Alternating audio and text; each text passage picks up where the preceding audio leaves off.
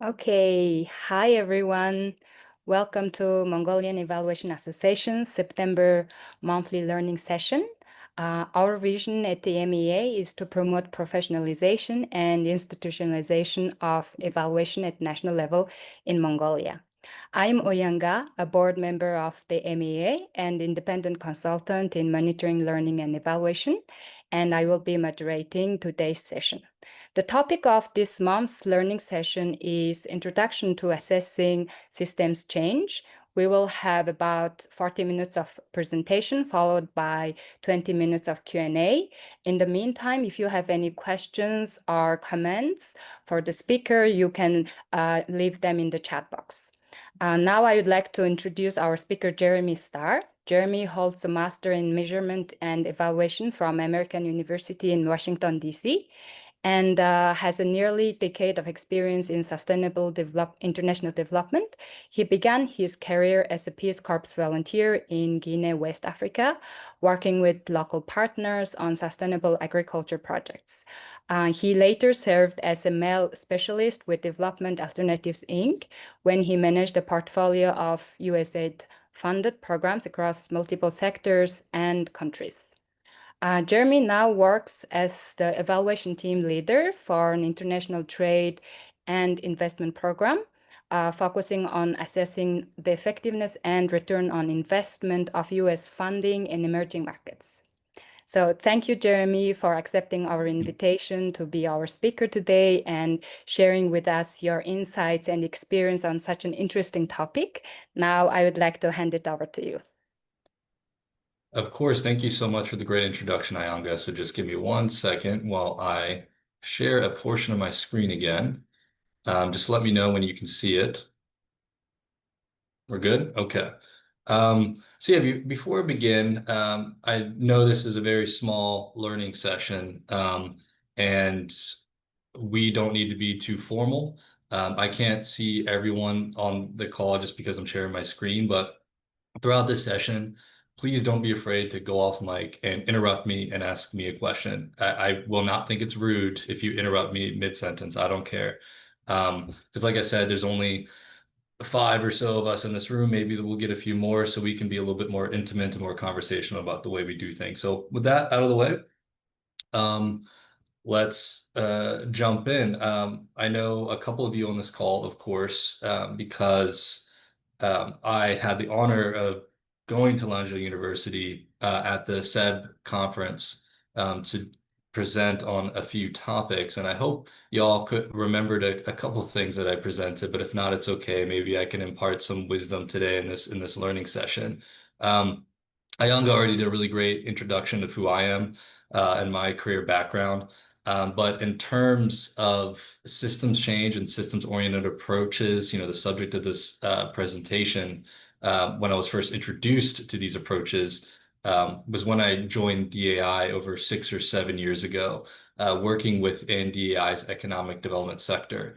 For those who may not be familiar with DAI, they are seen as one of the global leaders in market systems development, or just MSD projects for short. And so these projects typically use an equitable systems approach to strengthen economic systems through collaborating with some, sorry, through collaborating with some incredible economic development colleagues at DAI over the years. I really got my first real grounding in MSD principles. But it was later when I started my master's program at American University is where I really started to dig deeper into how MEL intersects with MSD. And I realized something very important, that systems-oriented approaches are not just for markets. It's not just for economics. They can be applied to virtually any development activity that sits within a complex system. So with that overview out of the way, let's actually dive into how we can apply these systems-oriented approaches to our evaluation work, to our M&E work. All right, so before we start, I always like to have some learning objectives in a presentation. It kind of grounds what we should expect in the preceding slides. So by the end of this session, I hope that you all will develop a base understanding of the key considerations essential for implementing MEL within a systems change project context, and that you'll gain the ability to locate and access helpful resources to support the successful implementation of MEL frameworks tailored specifically for systems change projects. Now, you'll notice that I'm not saying by the end of this, you'll all be systems change experts. Unless you already are, that's fantastic. But for those that aren't, um, that's not really a realistic goal right now. And honestly, it's not the point. So systems thinking is a really, really broad field. And it takes time, it takes practice, it takes a lot of iteration to really grasp the concepts. And myself, I'm the first to admit that I'm still learning all these approaches myself. I'm much farther than I was 6 or 7 years ago, but it is a broad topic and it's an emerging topic that even the most brilliant male experts I know are still trying to figure things out. Um, so what we're going to do today is lay that foundation. So my goal is to give you a solid starting point to take back into your own work. And if you want to dive deeper after this, I have a ton of resources at the end of this PowerPoint that we can share. One resource in particular that I recommend is the Practitioner's Guidance to Assessing Systems Change. This was developed through USAID's Market Systems and Partnerships program that was actually implemented by my former organization. I really think it's a fantastic place to start with your systems journey. And even now, I still refer back to this guy from time to time, and this guide even helped shape this presentation today. So before we talk about how to actually apply MEL to systems change projects, we need to first understand what exactly do we mean by systems development. So at its core, it's about using systems-oriented approaches to deliver sustainable impact at scale.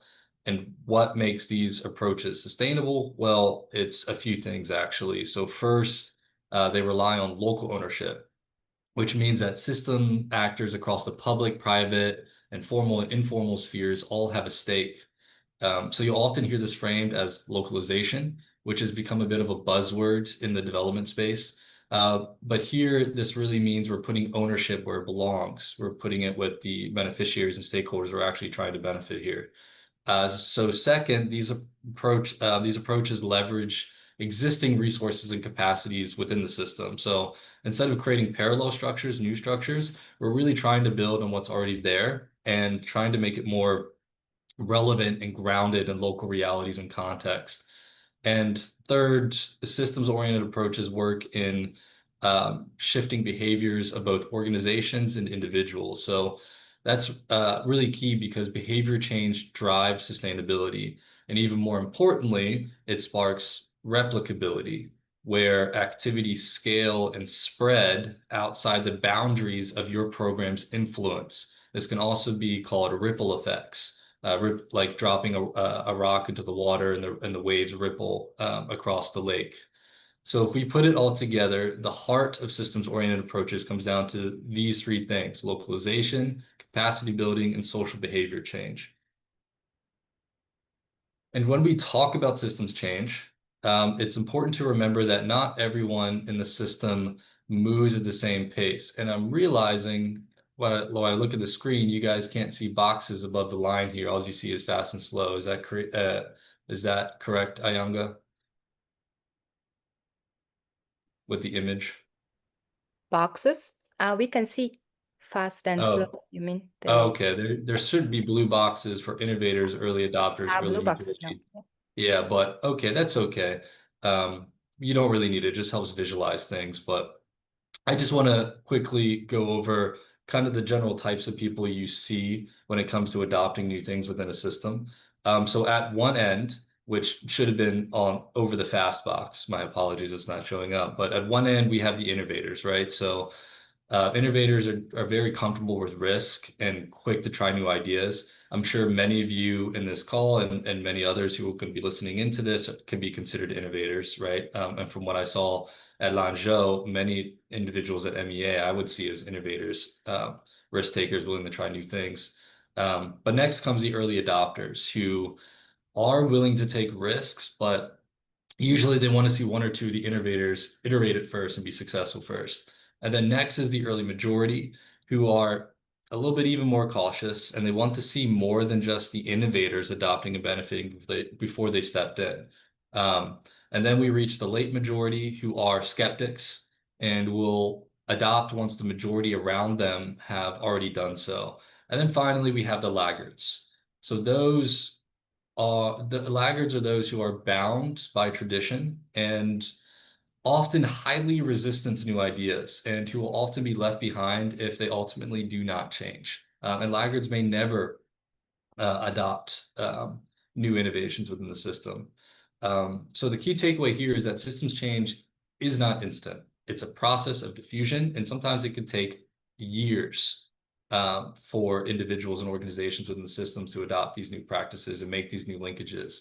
So understanding where actors sit along the spectrum helps us think more strategically about how to introduce, test, and scale new practices or behaviors across an entire system. Oh, okay. Here it is. I didn't know I had that set up like that. Now you know what it looks like linearly. All right, and then so now that we have a very basic and shared understanding of what systems change actually is broadly, let's talk about some key principles of monitoring and evaluation of learning, or MEL for systems change, before we get into the actual frameworks and practices for MEL. So first we have systems thinking. So this means applying a systems lens to our work. So looking beyond just single outputs, so we can also observe larger outcomes, such as patterns, relationships, and dynamics that drive lasting change. As evaluation practitioners, our job is to keep training ourselves to think this way. So I myself, I'm always asking, how do these pieces all fit together? And then second, we have facilitation empowerment. So like I said, alluded to earlier, systems change happens when local actors lead it, so localization. Our role in MEL is to support that by using participatory approaches, building local capacities, and making sure that the data we collect is disseminated back to our beneficiaries in useful ways. So, in short, evidence should always empower, not extract.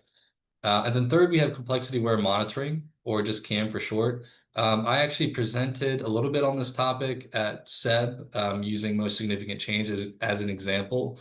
There we called it small n impact evaluations. For my world in USAID, we just call those complexity-aware monitoring. They're both the same thing. It doesn't matter what word you use, whatever you're most comfortable with. But basically, CAM means that systems are unpredictable.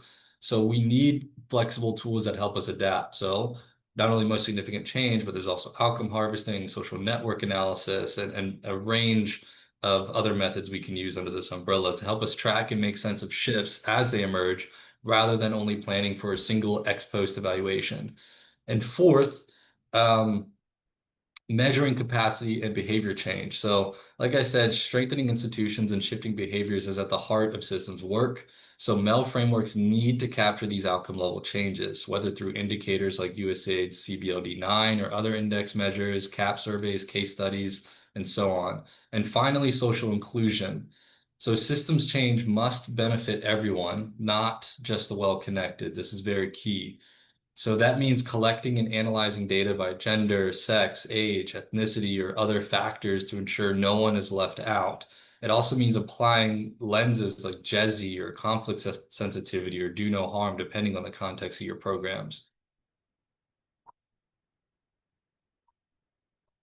So a common practice in market systems development, which can translate to other types of systems, like I said earlier, is what's called a results chain.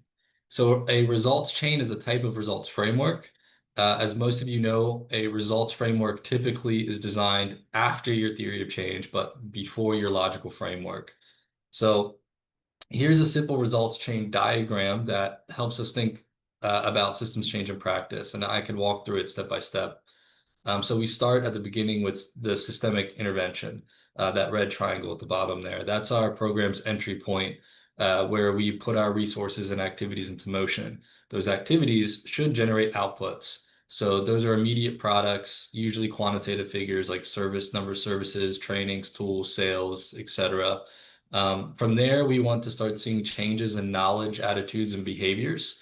So individuals and groups adopting new ways of working, collaborating, problem solving, thinking, moralizing. And as those changes take hold, we move up to improved institutional performance. So that's when organizations start delivering services more effectively and just start operating generally more effectively as a whole. And they're more efficient and very importantly, they're inclusive while staying accountable and adaptive to changes within the system. And ultimately, these shifts contributes to the overall systems change or that goal that we're working towards, that goal that the system will work more efficiently and inclusively and remain responsive to the needs of all, especially the most vulnerable. And they continue innovating and evolving even without our help in the future. Um, so this gives us a very basic way of tracing how program actions connect to deeper, longer-term systemic impacts. And this segues to an actual concrete example of an extrapolated results chain developed by an agricultural value chain project in Thailand. So you can see how it's structured. It starts with activities and interventions at the bottom, which then lead to changes in knowledge, attitudes, and practices among farmers and service providers. And from there, we move up to the performance outcomes, things like better yields, higher sales, stronger institutional linkages, and ultimately to the project's impact, which in this case was increased farmer incomes and employment. Um, so now it's important to emphasize a results chain is not meant to be fixed in stone. In fact, I highly discourage it to be fixed in stone because uh, we instead we should be seeing this as a living document. This is something we must revisit during regular learning or pause and reflect sessions. So as we gather evidence and adapt implementation, this results chain should be updated to reflect reality on the ground. Um, Flexibility is what makes results chain a truly useful tool for systems change work because systems are always changing, which means our programs need to be changing with the system. One thing that works today may not work tomorrow. In fact, that thing could be doing harm the next day. And lastly, before I get into the second half of this presentation, I wanted to quickly take a look at the difference between output indicators and outcome indicators, or for the purposes of this presentation, systems change indicators. I know for a lot of you, this is probably very um, rudimentary knowledge because it's very basic evaluation work, but I think it's important to reinforce this knowledge.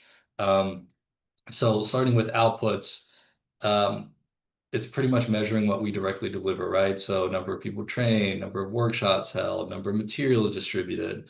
These are very important, right? They show what we've done. They provide accountability. A lot of times they can give us quick wins, and it can even show a little bit of inclusiveness if we disaggregate correctly. But outputs alone don't tell us whether the system we're working is actually changing.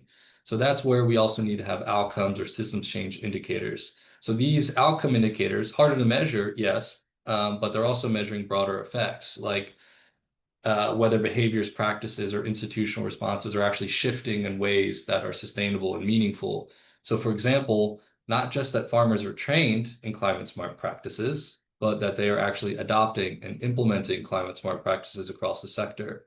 So, while we always need both, it's the outcome indicators that help us tell the full story of systems change, right? So, um, of course, outcome KPIs aren't the end all be all. It's one piece of your overall MEL system, MEL framework. Obviously, we need to be incorporating other qualitative and quantitative approaches and ad hoc evaluations, ex post evaluations. But this is going to be one tool in your toolbox to really start measuring if that systems change you're trying to achieve is actually happening. And to do that, you absolutely need to have a few high-level outcome indicators along with your output indicators in your logical framework. So this segues nicely to the second half of this presentation.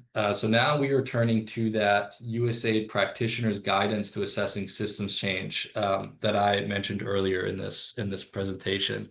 So I can share this with all of you after the call because, like I said, I think it's a very useful document when you're first starting to think about assessing systems change. So the guide breaks down assessing systems change into four main parts. First, bounding the system. Second, defining the outcomes. Third, assessing the degree of change. And fourth, establish contribution. So we'll spend some time walking through each of these since I think they provide a really great practical framework for making sense of these things on your projects. So to begin, we have defining system boundaries, which can be one of the trickiest parts of this work. So As an example, let's take an agricultural input system. It's easy to say distributors and retailers are part of the system, but what about farmers? What about regulators? What about transporters or financial institutions? That's when things start getting very complicated. So the choices we make here at the bounding stage before we even begin designing the program really matter. For instance, when we're assessing scale, we need to know the total population we're comparing against. If our boundaries are very blurry or fuzzy, our assessment of scale will be very blurry and fuzzy too. So the point here is we need to move away from vague statements about systems change. There's rarely one single right boundary, but what is crucial is being explicit about your assumptions. That transparency is what makes our assessments more precise, credible, useful going forward. Um, so let's start with one of the most common ways to bound a system, and we can do that by bounding it by sector or area. So the pros of this approach are pretty clear. First, it often aligns with donor mandates and sector-focused funding, which makes it easier to get buy-in. It can also help us draw relatively clear boundaries and scope, so we know who the actors are and what the system is. And since many systems actors already self-organize by sectors, engagement tends to be a little bit more straightforward when you start mapping these stakeholders and reaching out to them. But of course, like many things, there are downsides. So bounding too tightly by sector risks excluding critical factors or actors who sit just outside of it. So like finance, transport, or policy influencers that we mentioned earlier. Um, it may also cause us to overlook important cross-system dynamics like for instance, how agriculture connects with nutrition or how it connects with climate. And ultimately, it can create a very narrow view that doesn't reflect the reality of the whole system change, if that makes sense. Because we're really just focusing on one sector, but we're ignoring all the other sectors that may influence it, whether directly or indirectly. So while sectoral boundaries are practical, they are practical, we do need to be careful not to oversimplify the complex system we're trying to assess here. And that leads to the second way that we can bound the system, and that's by function or purpose. So the big advantage here is that this approach captures all the actors and all the factors that contribute to the system's goal, not just the ones in a single sector. So that encourages a much more holistic understanding of change, and really helps us see more of the interdependencies that cut across sectors. It also lets us surface some of the root causes that are often missed if we stay too narrowly focused in the other approach. However, there are trade-offs here again. This strategy of bounding is usually harder to manage because it requires more interdisciplinary collaboration because you need more experts on your team across different sectors. And that also means more coordination across different types of actors. It can also be more resource intensive because you're essentially broadening the playing field here, which takes a lot more time and effort than the first approach. And finally, broader boundaries can sometimes dilute the focus, which is the opposite. Before, when we were too narrow, now we're getting too broad and we're diluting everything. So bounding by function or purpose is great for uncovering the bigger picture, but it comes with higher cost in terms of management and resources. So in practice, many projects actually just do a hybrid approach, right? So we combine the sector and the function bounding, which gives us a good balance between clarity and inclusiveness. So one of the most practical ways to figure out how to bound the system is through diagnostic tools. These are essentially formative evaluation methods that help us identify the key factors, constraints, and leverage points shaping how a system actually functions. So in other words, they give us evidence to decide where to focus our energy for the bigger systemic changes we're trying to achieve. I list a few examples here. I'm not going to detail them for time, but I provide educational resources at the end of this presentation that we can share out with everyone. And now to the second phase, which is actually defining the outcomes. So when we think about systems change, it's important to remember that a shift in just one part of the system is rarely enough. Real change usually requires multiple parts of the system to move together. So the tricky part is that at the start, we're often not even sure which outcomes need to happen for the system as a whole to shift. That's something we usually discover as we go. by implementing, by testing, by learning through fast iterations like pilots, probes, or staged interventions. So this is often an approach we call wayfaring in systems change. So wayfaring, it's navigating step by step rather than following a fixed map that you develop at the beginning of your design, project design. So wayfaring does require more flexibility and adaptability in how we define outcomes. So along the way, we will uncover new outcomes we absolutely did not anticipate. And those outcomes can be both positive and negative, or both. And thusly, we need to adapt our plans to keep pace with the changing context.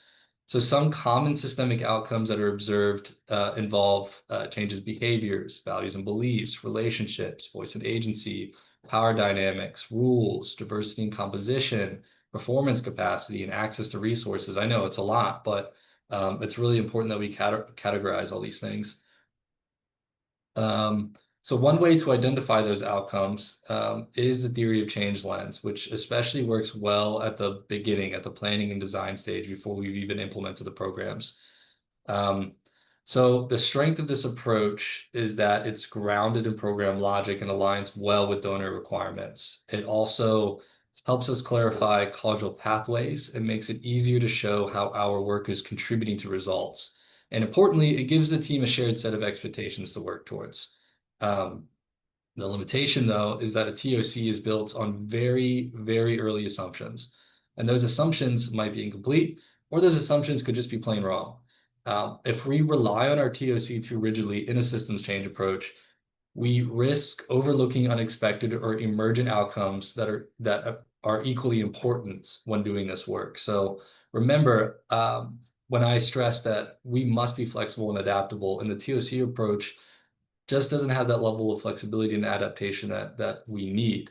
So that leads us to another way to identify outcomes, and that's by using what is called a helicopter lens, um, which is far more retroactive than a TOC lens. So this approach doesn't start with the program's logic, but instead with what's actually happening in the system. So it means we're observing changes, whether or not we predicted them or not, and drawing on diverse sources like data, team reflection, stakeholder perspectives, and so on. So the strength of this approach is that it's grounded in real context and lived experiences. It surfaces unexpected outcomes, both positive and negative, and it helps teams stay responsive and adaptive. But again, like everything I'm presenting here, there are downsides. And what makes it a strength at first with the retrospection, that retrospection can actually be a negative at times. So sometimes you realize, since you only realize changes only after they've already happened. So without that initial theory or TOC to guide your inquiry, it can be harder to orient your teams or set priorities at the beginning. Therefore, and I guess this is a common theme in this presentation, um, a key point is that neither lens is sufficient on its own. Um, I actually recommend just blending the two, right? With the when we go very similar to when we talked about bounding the system. So start by observing. So create your TOC and then start observing what's happening in the system. Then refine your TOC and refine your results framework as you learn. That way, you get the best of both worlds. You get the structure at the beginning, and then you get the flexibility through implementation. So remember that results chain that we discussed earlier. I stress the importance of iterative adaptations of the results chain, and a helicopter lens can help you achieve that strategy.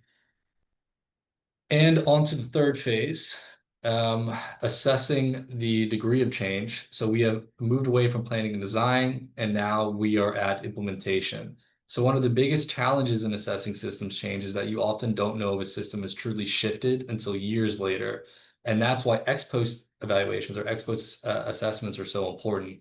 However, we only rely on ex post evaluations if we wait years for feedback.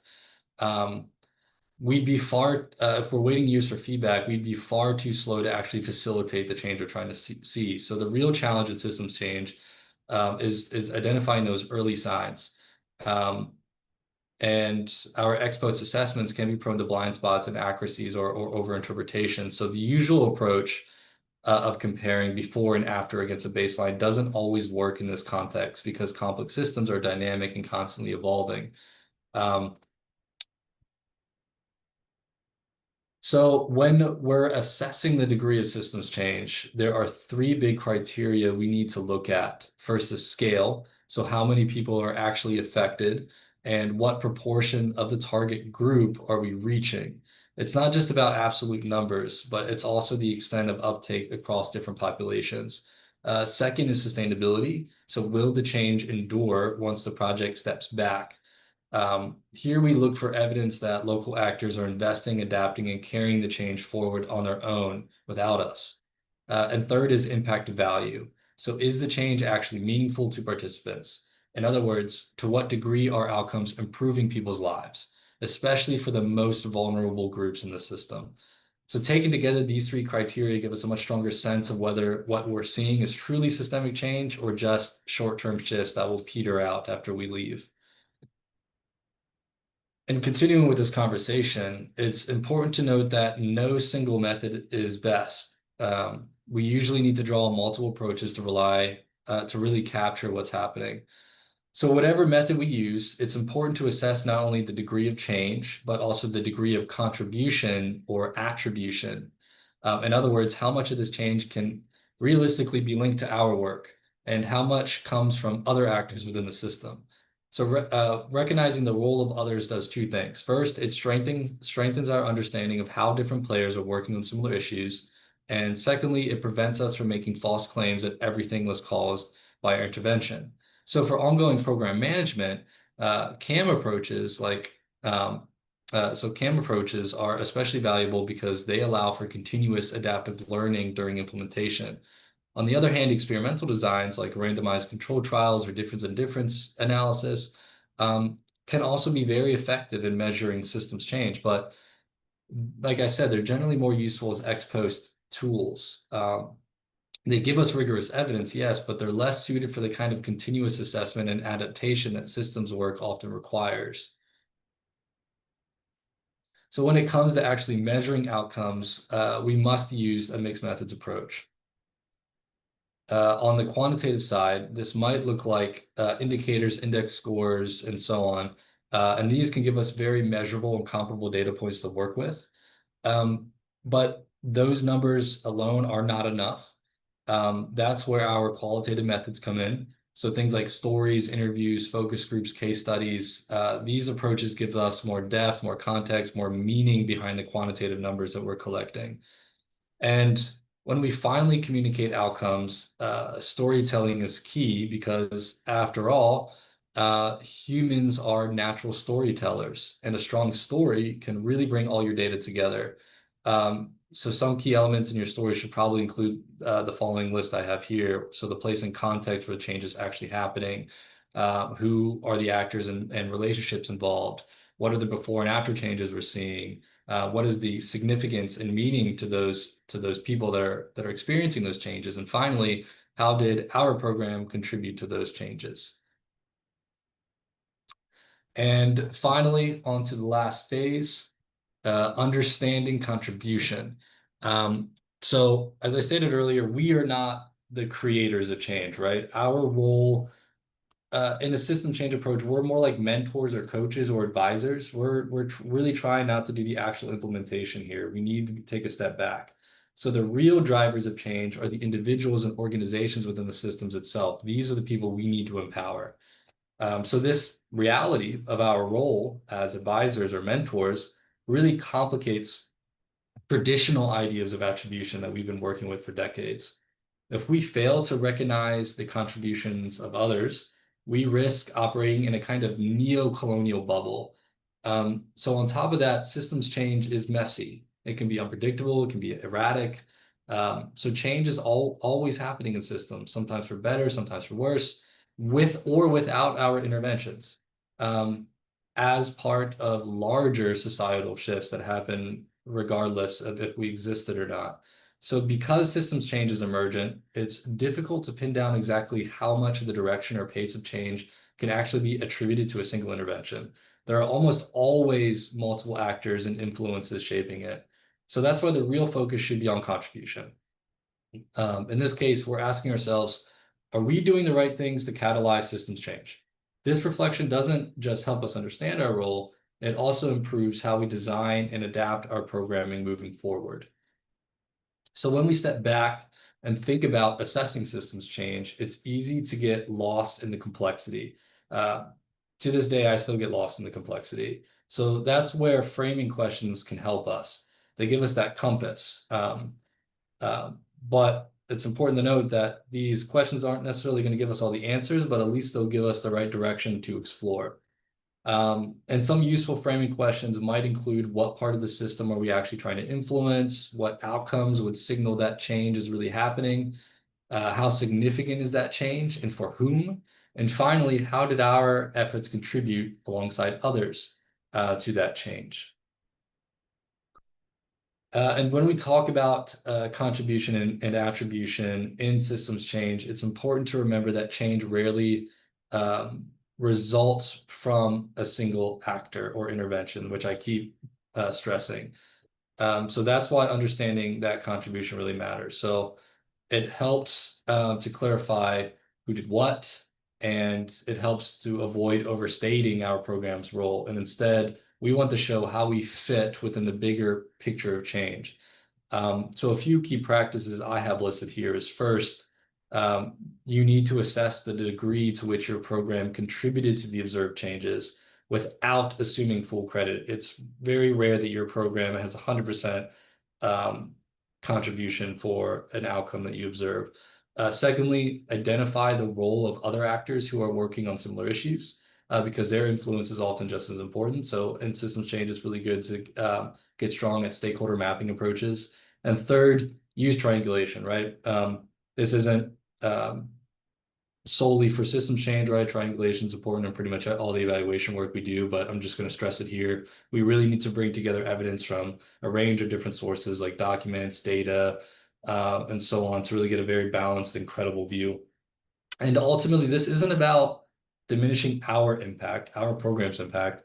It's just more about being honest and just being accurate and showing how our efforts helped catalyze change alongside others in the system, right? So like we could have found an outcome of increasing incomes for smallholder farmers, but through our good systems oriented approaches, we find that our work with we weren't the only ones working with the same farmers. There were research institutions training them on new agricultural practices. There were private sector companies that were introducing new biofortified inputs. There were NGOs that were also doing capacity building work, entrepreneurship work. So we really need to understand how much of our work actually contributed to that change and how much the work of the others contributed to that change. And that's just a simple example. An important thing to pay attention to when figuring out contribution are the spillover effects, those unintended or indirect effects that extend beyond your original intervention or target group. So these can be positive, like when an innovation spreads across competitors or when new partnerships form because of a pilot, but they can also be very negative. For instance, when certain groups are unintentionally excluded or when market distortions emerge because of your intervention. So the key takeaway is that spillover effects, whether they're positive or negative effects, are part of how systems evolve and they're critical to capture when we're assessing contribution. So ignoring them means missing some of the most powerful evidence of change. And I really want to stress again that again, the importance about measuring negative outcomes or failures because clients often don't like to hear about these things, right? But measuring and tracking failures along with the successes will help the system improve in the long run because now you have a stronger understanding of what doesn't work. And as the final slide to this presentation, because I know we're in the final minute, let's just quickly talk about learning and reflection. This is a sometimes overlooked aspect of MEL, even though it completely encapsulates the final letter of the acronym. But doing all of this monitoring evaluation work isn't just about accountability or reporting numbers to a donor. It's also an important learning tool for our teams. When we look at our contribution honestly, we're asking, what role do we actually play in the bigger picture of change? What worked? What didn't work? And this will help us adapt our programs moving forward in an evidence-based manner. And obviously, MEA uh, puts credence towards learning because you have your monthly learning sessions, for example. So there are a few key practices that can help here. You can do pause and reflect sessions. So these sessions can create space to really step back and look at what's happening in the system. Second, you can encourage open discussion about both the successes and failures. because sometimes the most valuable lessons come from things that didn't go as planned, like I stated earlier. And finally, use what you find to adjust your strategies going forward. So instead of contribution being kind of like a box ticking exercise, so to speak, you can really start making it into a tool for adaptation and improvement. So this helps us get better at supporting systems change over time. Okay, that's it. As my final contribution before I open things up for discussion, I just wanted to share this list of resources. I know I start with a Wikipedia source, um, but it does give a nice overview of systems theory in a much more broader sense instead of just focusing on international development programs like I mostly did in this presentation.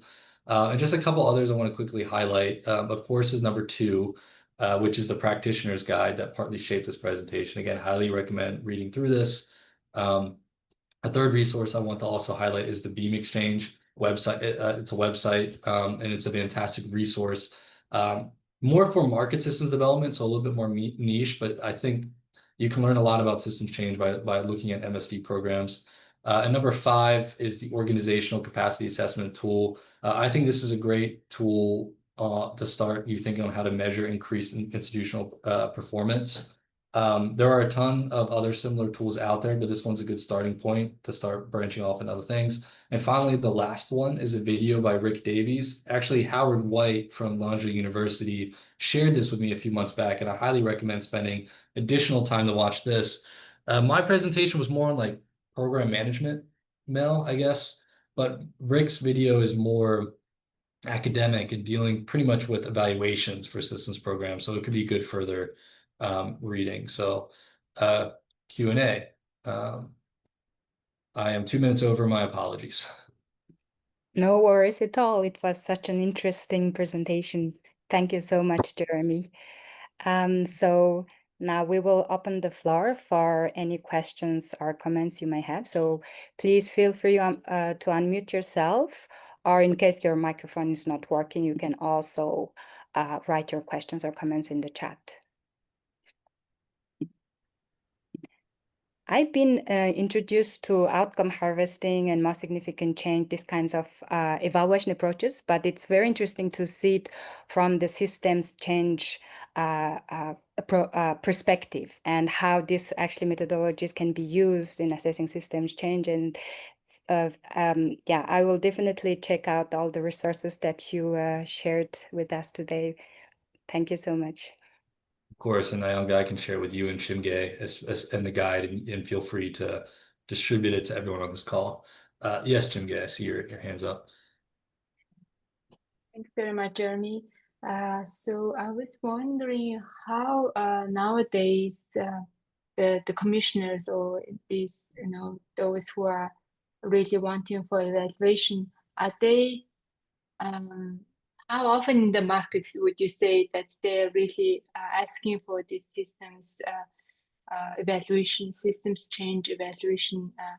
Because I haven't seen personally, I haven't seen any commissioning on this, because maybe it's because it's very complex, and even this concept itself sounds complex, right? Maybe many people are quite afraid of it, what this really means. But when you break this down, those most significant change, outcome harvesting, those are familiar methods, it sounds.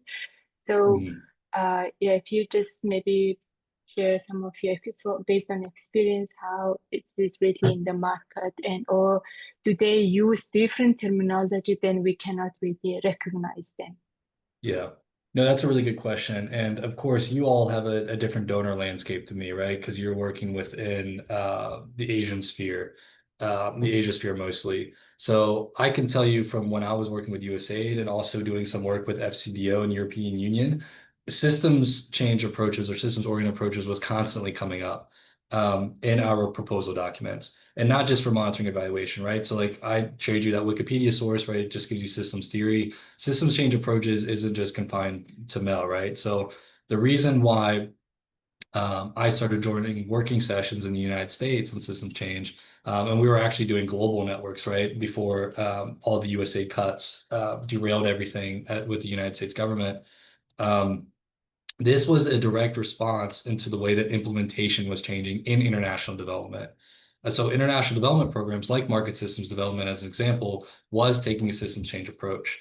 But this was happening in virtually all sectors, right? We were doing systems lenses on governance programs. We were doing systems lenses on environment. We were doing it on public health and so on and so forth. So monitoring, evaluation, and learning had to go beyond just measuring the usual outputs with occasional outcomes that we always did.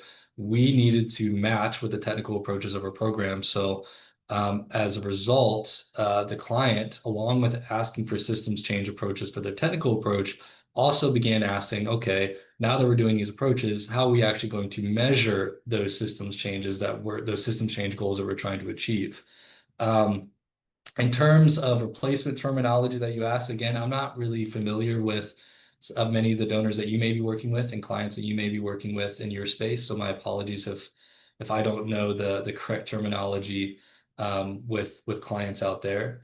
Um, but I think a good, I guess, a good linkage between the work I'm doing, the work you're doing, um, is through these CAM approaches that I mentioned, right? So like outcome harvest is a great example of evaluation approach that does a good job at measuring, for example, measuring the degree of your attribution or contribution. And I can actually send everyone, it's not on the slide, on the last slide I had, but I can send a great report that a contractor did for my former company in South Sudan for a policy program we were doing. And they located all of these emergent outcomes, and then through their rigorous approaches, they were able to measure the degree of attribution that our program actually contributed to those changes, right?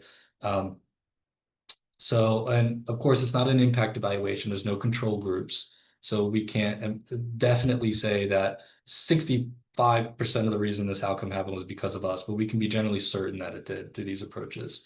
Um, so I would say, yes, it can be complicated, but I think these evaluation approaches that I mentioned are approaches that are already pretty well known in the work in your space and the work you are doing.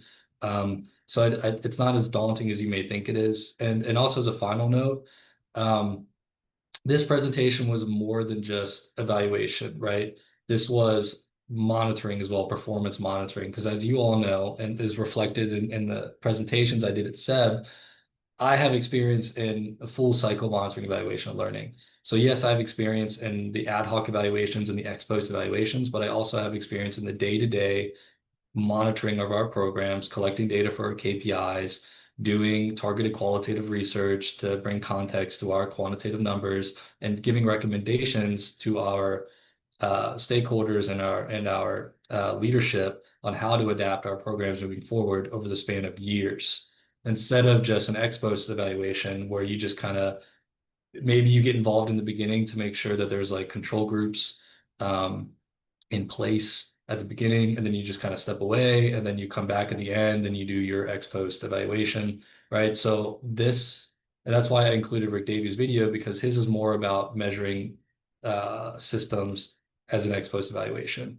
Mine was that, but also the program management side of monitoring and evaluation. So hopefully I was able to partly answer your question, Chimge. If I miss anything, please feel free to tell me if I did or not. No, no, great. Thanks a lot, Jeremy. Very comprehensive answer. And yeah, if you could also share that evaluation you Yeah. worked in Sudan on outcome harvesting, that would be great. Yeah, would love Yeah. to. Yes, I see another hand. Thank you for your lectures. In my name is Ruth Sindel, and in the previous work, I have tried to come up with how to assess the systems change we were trying to achieve in the long run as a male expert. And honestly, I had a very difficult time to really understand the concept and how to assess, especially the outcomes we are trying to achieve in the long run. And as you shown, like your lecture is very organized in the way that it makes sense so that we do not get lost. So I am very appreciative of that, and thank you for the time you have spent, and I will definitely check out your resources. I have a question where my previous work was a private family foundation, which had very ambitious goals to, to do scale up their intervention and ultimately lead to systems change. And but the problem was that we had big ambitions, but very small team, which led to uh, trying to come up with those uh, indicators and especially outcome uh, assessment tools. We had a very difficult time to grasp it. So how do we manage that within our team and also within our organization as, say, let's say from MEA's point of view? Can you give us some insights on that? Yeah, I think for starters, dealing with the client, especially when they're asking for systems approaches, can be very difficult because when we start getting the systems approaches, the client can be very ambitious. And when you told me that you're a small program and they had very ambitious goals, the systems change, this is when you need to try to be pragmatic as much as you possible with the client. I mean, sometimes they won't listen, but that's why when we're working with the client, we come with approaches and evidence to prove that our opinion is correct. Ultimately, if they disagree with us, you're just going to have to figure it out what the client wants, right? But hopefully you can change their mind. This is where bounding the system comes into place. You need to understand the resources that you have, the funding that you have, and what can you realistically change within the system. Um, so if you're like a small agricultural program and you're like very small funded, you may only be your system may only just be bounded to a couple communities working in a couple technical areas. And it's unfortunate you're not being able to have these grand systemic changes that you want to see, but you have to be realistic. Um, but when it comes to actually trying to measure these things, right? So I'm glad you mentioned the difficulty of measuring some of the outcome level indicators. Um, Honestly, so measuring these outcome level indicators or system change indicators are one of the most pleasurable things and frustrating things that I get to do because we're trying to reduce a very complicated variable down to a quantitative figure. So I'll give an example. When I was working in the Democratic Republic of the Congo, and specifically in Ituri province, that's where all the militia conflict is right now. Um, we had several very complicated indicators. One in particular was measuring the increased resilience capacity of communities we were working with. How do you quantify the resilience capacities of an individual or the resilience capacities of a community? Well, we ended up using an index score, and that's what you ultimately end up using. So the index score we used was the REAL approach, which was developed by Mercy Corps in like 2013 or 2014. And they have a very methodical methodology for several different things that relate to resilience. I'm not going to get into details now, but this methodology was field tested, right, for its reliability. So when I was doing research on it, they had like half a dozen expert evaluators um, throughout East Africa, and they had them use the same tool in the same way. So they trained everyone so they have a shared understanding, and everyone used the same tool in the same way, and they measured the same communities or individuals by themselves, and they all came back with pretty much the same score. So that shows that this tool was a very reliable tool to use. I also sent you a resource on the OCAT, the Organizational Capacity Assessment Tool. That's an example of another index score that's used to measure a different outcome level indicator, which is the increased performance capacities of institutions or organizations. Again, how do we reduce the increased performance capacity down to a quantitative number to report? And generally you'll use an index score, again, a reliable index score. Um, Maybe this could be a thing for another learning session, just talking about how to measure outcome indicators, maybe months down the line, because it is complicated. But if you love this work, it ends up being really interesting because I know we all nerd out of how to define things, and then how do we measure that definition. And just finally, as a final note, um, once you have a reliable way to reduce these very complicated outcomes down to quantitative figures, that's often not enough. Like I said, you need to use mixed methods approaches. So you need to do qualitative approaches like focus group discussions, key informant interviews, and so on to bring context to those figures. yeah, we can say that the resilience capacities of our communities increased by 20% over 5 years because the baseline was 40, the score was 40, and then well, God, what's a 20% increase over 40? It's 48, right? Or something like that, my math. But then the end line is 48. It's okay, that's great, but what's the context behind that? Like, what are the reasons why the resilience increased? Was it because they were getting access to more meteorological information to plan their crop seasons in response to climate change? Did they have higher yield biofortified seeds for like maize or rice or beans or whatever? Like you need to have that context behind the quantitative because the quantitative is not enough. Um, so I hope that starts answering your question. Like I said by the beginning of this presentation, I'm not expecting you guys to be the experts at the end of this, but hopefully this gets you thinking. And you're asking the right questions. That was a great question. So I recommend taking what you learned here and run with it and try to answer that question. I guarantee you after a while you'll be able to stand up here and do these presentations. So hopefully I answered your question. If please let me know if I missed anything.